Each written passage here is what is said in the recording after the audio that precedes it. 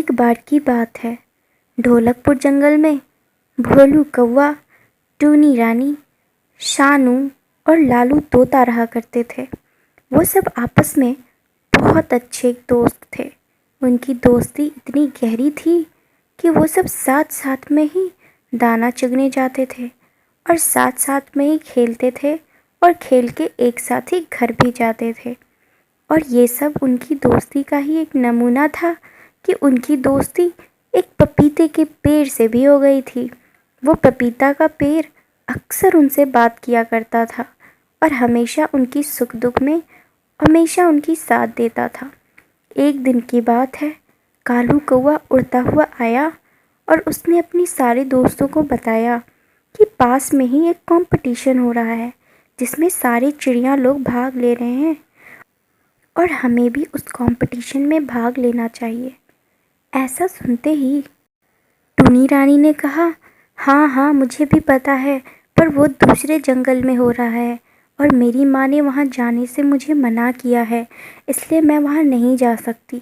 ऐसा सुनते ही लालू तोते ने भी कहा, हाँ मैं भी वहाँ नहीं जा सकता। तो फिर कालू कौवा बहुत ही ज़्यादा मायूस हो गया और अगले ही पल बोला, ठीक है हम लोग वहाँ नहीं जा सकते, लेकिन यहाँ तो कंपटीशन कर सकते हैं ना। ऐसा सुनते ही टूनी चिड़िया बहुत ज़्यादा ही खुश हो गई। उसने बोला, हाँ हाँ यहाँ तो हम कर ही सकते हैं। तो फिर उसने बोला कि ठीक है, उस पपीते के पेड़ को जो सबसे पहले छू कर आएगा वही जीतेगा। ऐसा सुनते ही चारों बहुत ज़्यादा ही उत्साहित हो गए और उन्होंने कहा कि ठीक है, भोलू कौवा, टूनी रानी, सानू चिड़ा और लालू तोता और भोलू कौवा सब एक दूसरे को देख रहे थे और सब तैयार थे कंपटीशन के लिए। ऐसा सुनते ही पपीते ने कहा, ठीक है तुम लोग अगर मुझे छू रहे हो तो मैं ये देखूंगा कि तुम में से सबसे पहले मेरे पास कौन आता है और वही जीतेगा। ऐसा सुनते ही सबने बोला ठीक है और फिर सब तैयार हो गए रेस के लिए और सब उड़ना शुरू कर दिए। धीरे धीरे लग रहा था जैसे भोलू कौवा ही जीतेगा, लेकिन आगे बढ़ते बढ़ते शानू और लालू भी बहुत आगे निकल गए। वैसे ही टूनी रानी भी उन सब से आगे निकली जा रही थी। धीरे धीरे लग रहा था जैसे फिर भोलू कौवा आगे हो रहा है, लेकिन फिर शानू, लालू, अरे ये क्या हो रहा था, सब एक से ज़्यादा तेज दौड़ रहे थे। और ऐसा ही करते करते लेकिन आखिर में टूनी रानी जीत गई और उसने इस बात की बहुत ज़्यादा खुशियाँ मनाई और वो बहुत ज़्यादा ही खुश हुई।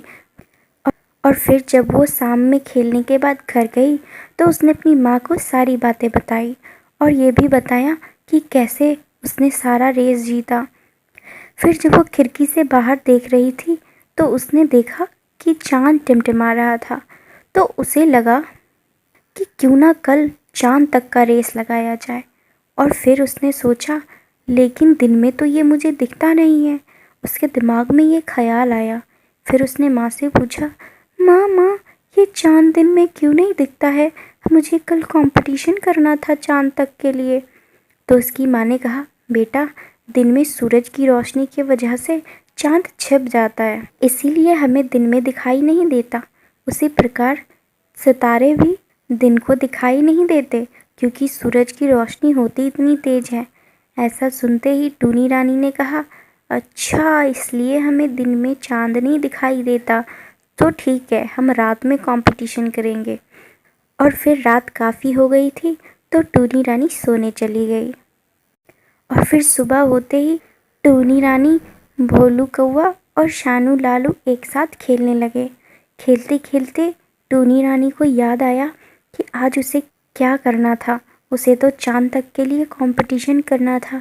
वैसे भी वो तो बहुत ज़्यादा ही तेज़ थी क्योंकि कल भी उसने सबको रेस में हराकर खुद जीता था। फिर उसने भोलू कौवा को कहा, भोलू भोलू क्यों ना हम इस बार चाँद तक का कंपटीशन करें।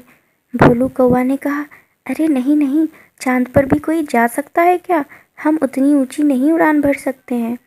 ऐसा सुनते ही टूनी रानी बहुत गुस्सा हो गई और उसने बोला, अरे मूर्ख, हम क्यों नहीं जा सकते, बहुत सारे लोग गए हैं, हम भी जा सकते हैं। और ऐसा सुनते ही सानू लालू ने कहा, हाँ हाँ टूनी हम नहीं जा सकते, पर टूनी बहुत गुस्सा हो गई।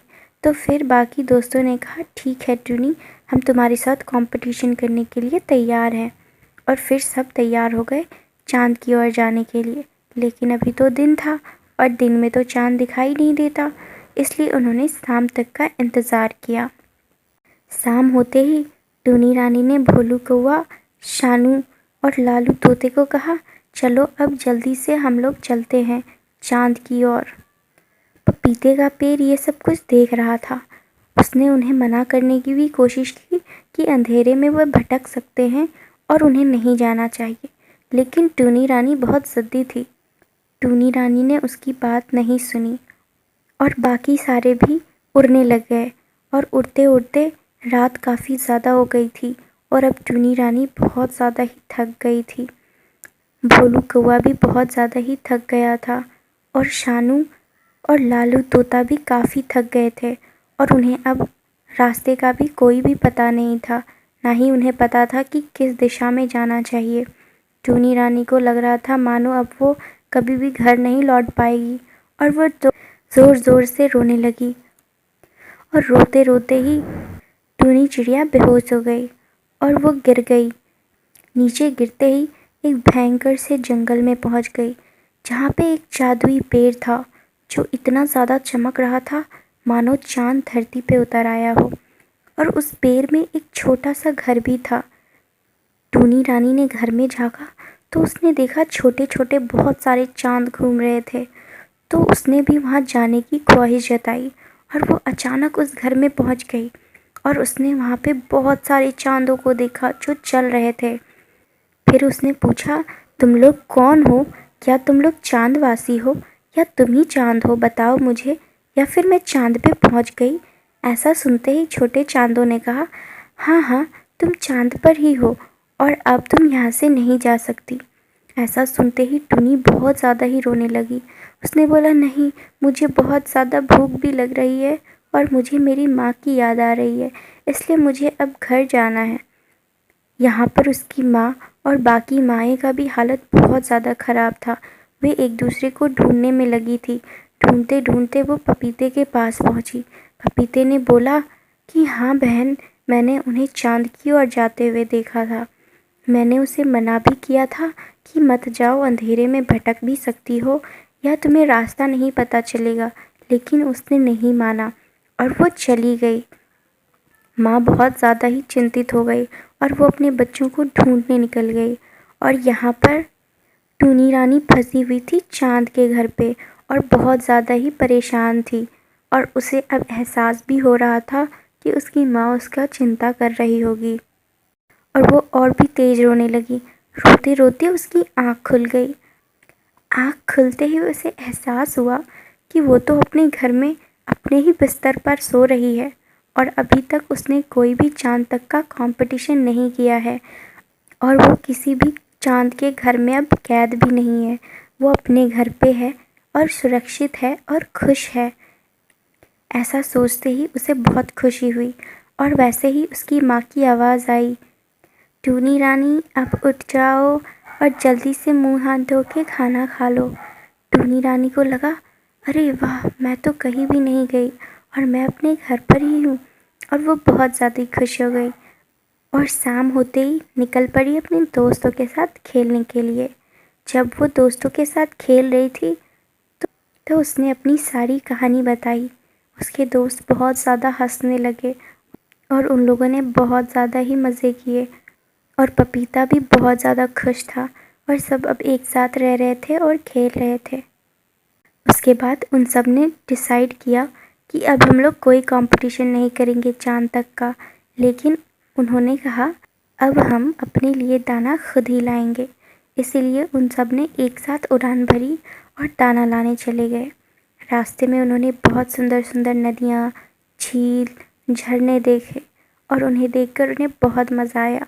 और अगले दिन आके उन्होंने अपनी सारी कहानी अपनी मम्मी को बताई कि उन्होंने क्या सपना देखा, कैसे उन्होंने दाना लाया, खाना खाया और कितना मज़ा किया।